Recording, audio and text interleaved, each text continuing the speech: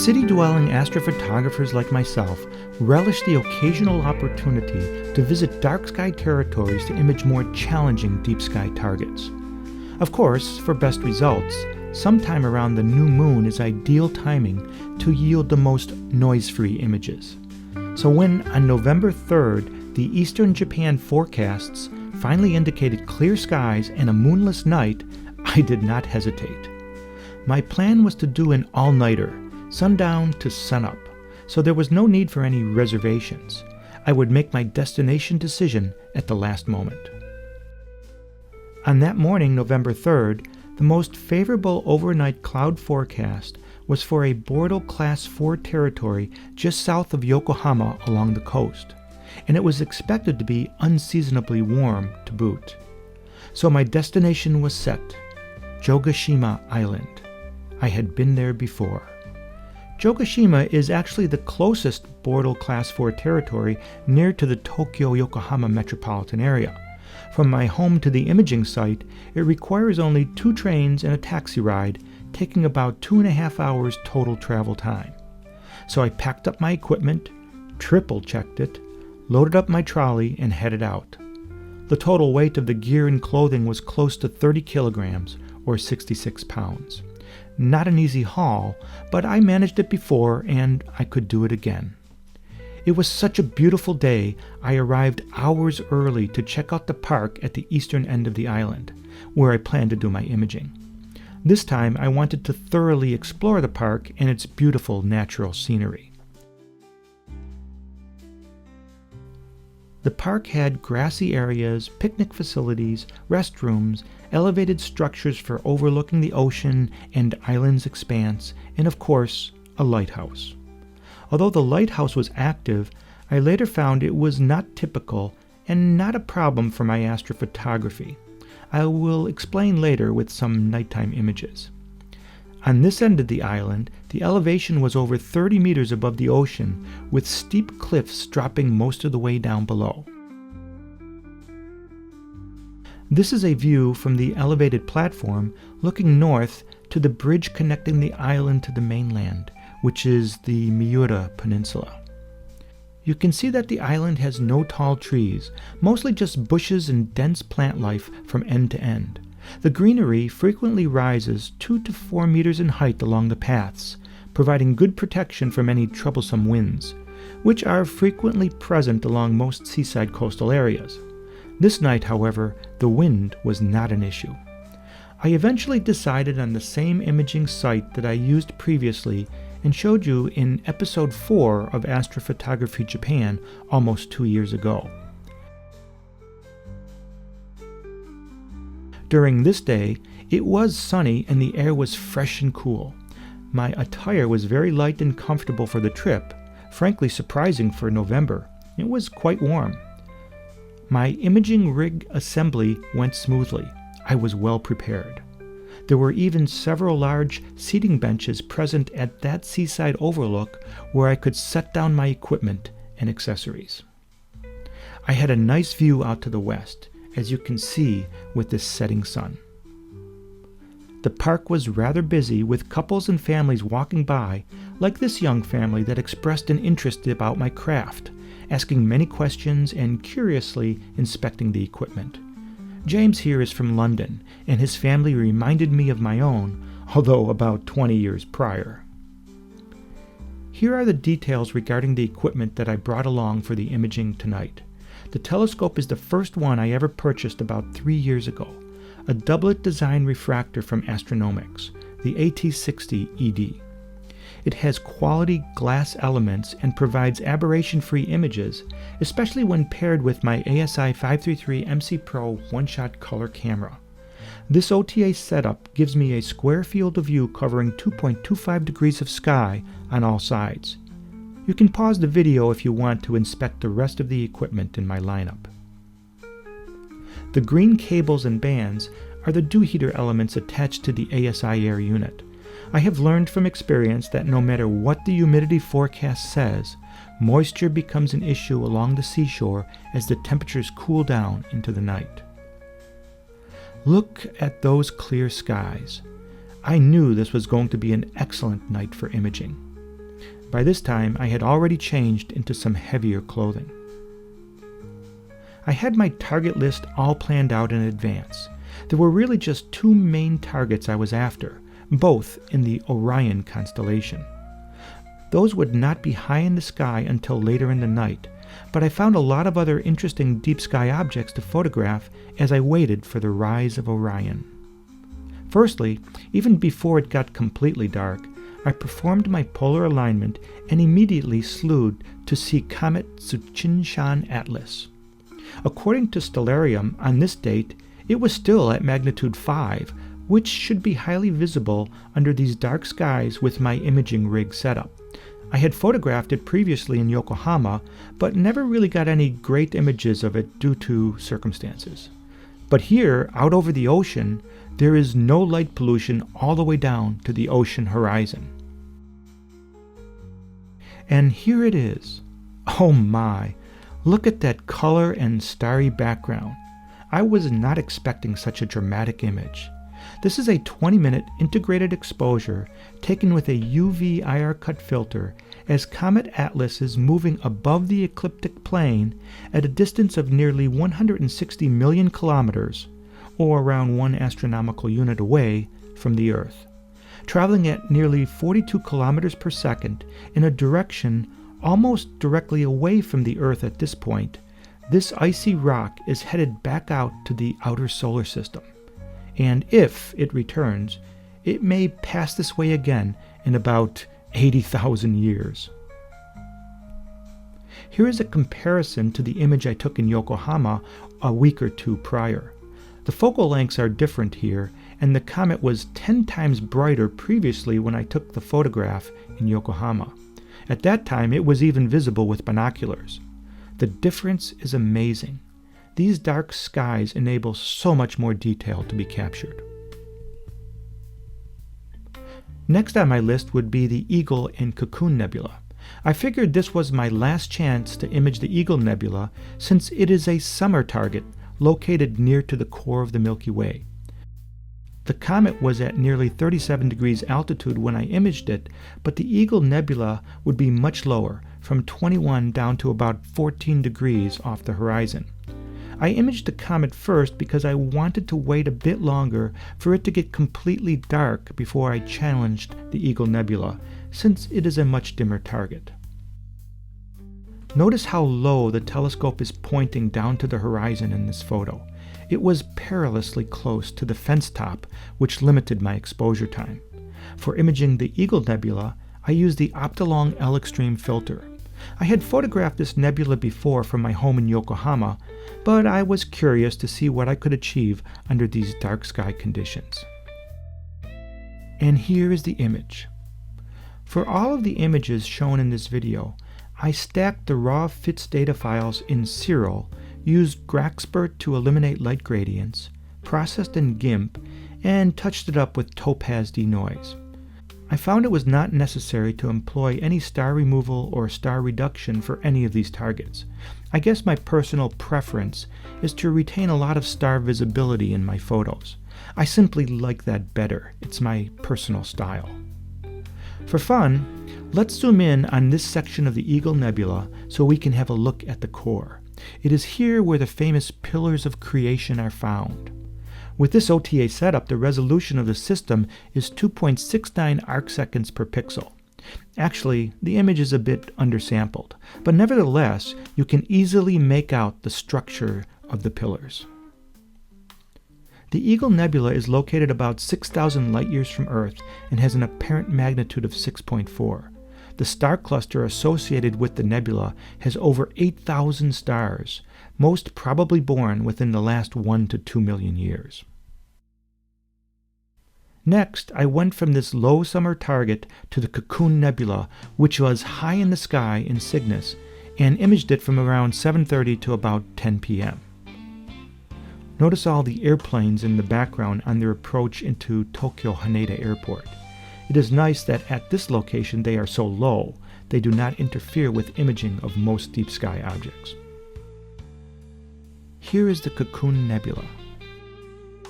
This image is a composite using two different filters, a UV IR cut filter and the Optolong L Extreme narrowband filter. At this focal length, my intention was to highlight the dark nebula dusty trail known as Barnard 168, projecting westward away from the bright Cocoon emission nebula. Located in the Cygnus constellation, the Cocoon nebula has an apparent magnitude of about 7.2, is 15 light-years across, and located about 2,500 light-years away. The Cocoon also has a surrounding reflection nebula component. If you look closely, you might notice a bluish or purplish halo around it. These are a few pictures of my telescope rig as it imaged the Cocoon nebula high in the sky. For some reason, I love these kind of equipment photographs at night, showing a blurry, starry background visible behind it. It was now after 10 p.m., and Orion was still not quite high enough in the sky for me to go after my two main targets, so I decided to take a walk around the park and check out the lighthouse. Interestingly, the lighthouse had a flashing light in its loft, but not a bright rotating spotlight as is typical of true functioning lighthouses. I am sure at one time it was doing that, but now the spotlight seemed to be stationary and focused on something directly in the east, presumably out in the water. I could not make out exactly why or what it was shining on. And of course, I did not want to leave my rig all by itself for too long, since there still were people roaming around the park even at this late hour. During my return, looking down the park path going to the east, I could see a bright object low in the sky, that being Jupiter. And down to the lower right was the constellation of Orion. Can you identify it in this photo? Here, let me help you. Above Jupiter, the Pleiades star cluster was brightly shining. And then, around 11 p.m., all of Orion was visible above the vegetation to the east. I told you that I like these starry background equipment photos. This beautiful extreme wide-field photo of the Orion constellation region is borrowed from Wikipedia. My two main targets for the night are located in this particular area of the constellation, but since I felt they were not quite high enough in the sky yet, I decided to have some fun and image M42 to waste a little time. So I took a bunch of 30-second exposures of M42 using a UV IR cut filter to see what the Orion Nebula would look like under these darker skies. Don't scrutinize this image too closely. It is only 5 minutes of integration time. There is a lot of background that is evident on close inspection, but still, I am amazed at the beauty and brightness captured in a simple 5-minute integrated image. From about 11:30, I then turned my attention to one of the main targets for the night, M78, sometimes called Casper the Friendly Ghost Nebula. To image this target, I used two different filters, a UV IR cut filter and the Optolong L Extreme. This is the approximate field of view and imaging location of M78 in the Orion constellation. M78 itself is a bluish reflection nebula. In fact, at a magnitude of 8.3, it is perhaps the brightest reflection nebula in the night sky. So for this target, experience told me that a broadband filter would work best under these dark skies. From around 11:30 to after 1 a.m., I captured 31 frames using a UV IR cut filter. I also captured 17 more images later in the night with the same filter for a total of 144 minutes of integration time using that filter. Out of curiosity, I developed the UV IR cut filter data only, and this is the image. Quite remarkable, actually. Overall, I would be happy with this image, but I didn't stop there. It's now after 2 o'clock in the morning here on Jogashima Island. You can probably hear the waves crashing to the south over to the left of me here. It's a little cooler than I expected, and it's actually got quite wet. The humidity is quite high. Unfortunately, I was noticing early on that my battery was being used up quite quickly. So I took off the dew heaters and I actually rubber band some hand warmers on the telescope and on the guide scope here to conserve on electricity, and that seems to be doing the trick just fine. I parked it back in the home position when that battery started flashing at me, and I have an extra one that I brought with me that hopefully will have enough power to be able to manage this rig. So hopefully I can get back at my target again in a few moments. But I'm going to wait for it to cross the meridian first before I start it up again. I'm going after the M78 nebula right now up there in Orion, and it's just been a beautiful night. And we haven't had weather like this or clear skies like this in many months. After the meridian flip, I switched my filter to the Optolong L Extreme and extended the exposure time on M78 from 3 minutes to 5 minutes. Guiding was good at about 0.7 arc seconds RMS error, so longer exposure times were no problem. This photograph was developed using only the Optolong narrowband data. The visibility of Barnard's loop in the red hydrogen emission spectrum is greatly enhanced, and still we capture some additional M78 luminosity. Side by side, here are the two sets of data. Combining the two filter data sets by overlapping them in GIMP for a total of 219 minutes of integrated data gives this final result. For me, this image is rather breathtaking. The color and complexity of it is amazing. It is certainly one of my best images of all time. The M78 nebula is about 10 light-years across and located about 1,600 light-years away. Actually, in the past, I tried to image M78 from my home in Yokohama, Japan. At that time, I was not so knowledgeable about filter use and completely relied upon the Optolong L Extreme only. Here is a comparison of those two images. The improvement in my technique is very obvious, and the dark skies here at Jogashima Island provide a tremendous advantage. And finally, very nearby, I went after one more target, an interesting dark nebula referred to as LDN1622, the Boogeyman Nebula. Before sunup, I was able to capture 57 minutes of data using a UV IR cut filter. This is that image. LDN1622 is approximately 10 light-years across and is located fairly close to us at about 500 light-years away.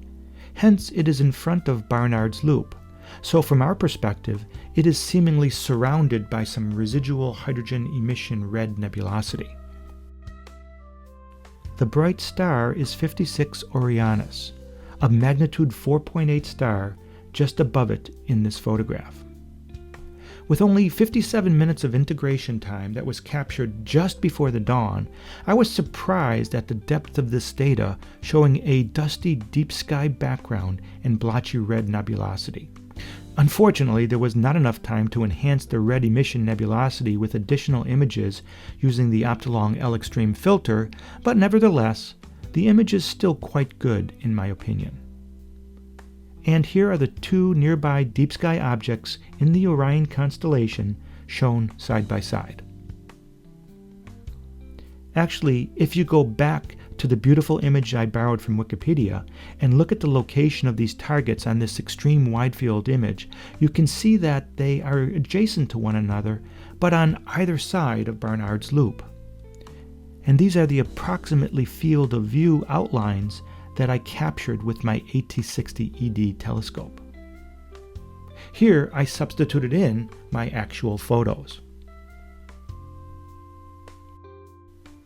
In my research for this video, I also found this remarkable image of LDN1622 and M78 taken by Tadayoshi Kosugi at the Fujigane Remote Observatory in Yamanashi Prefecture in Japan. The striking beauty of this photograph is mesmerizing. I can only dream about having professional-grade equipment capable of taking images with this kind of resolution. Amazing. Well, sunrise came at 6:04. There was no moon all night long, hardly a zephyr of wind was felt, and the skies were remarkably dark. It was an epic night of imaging for me. yielding some of the best photos that I have ever taken in my brief 3-year hobby career. From 6 p.m. to 5 a.m. during that night, I gathered a total of 187 subframes and 458 minutes, that's 7.6 hours of imaging data. It was essentially dark for about 11 hours, during which time I exhausted 2 batteries and managed to image every target I planned while making no critical errors. It was more or less a perfect night of astrophotography. Thanks for hanging with me on this long video. If you made it this far, I suspect you enjoyed it. So please consider leaving a like or a comment. I appreciate your support. Here in Yokohama, Japan, I am JPAstroGuy. My name is Paul Cheesegel, and thanks for watching my adventures on Astrophotography Japan.